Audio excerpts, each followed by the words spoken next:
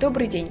Сегодня ЗАПРЦ и Институт повышения квалификации поселка Агинское проводит семинар для добровольцев АГИ, и мы рассказываем сегодня о различных возможностях для волонтера. Проводим мастер-классы, семинары и практикумы. В сегодняшний день добровольчество является трендовым направлением в сфере государственной молодежной политики и развития любого сознательного гражданина.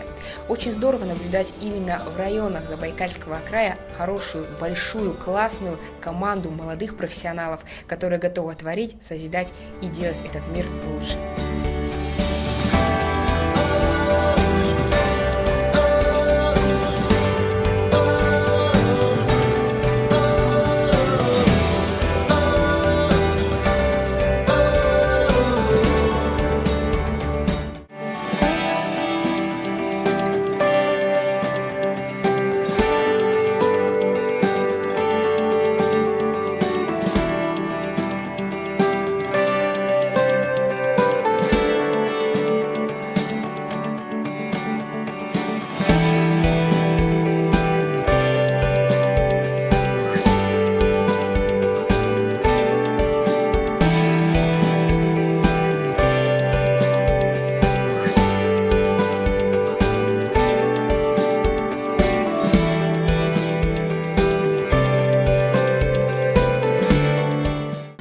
В рамках фестиваля прошло много мероприятий. Мы, волонтеры, приняли участие в оформлении подготовки наградной продукции, помогали в работе оценочной комиссии и обработке конкурсных работ. Надеюсь, этот проект получит продолжение, где мы, волонтеры, примем с радостью посильное участие.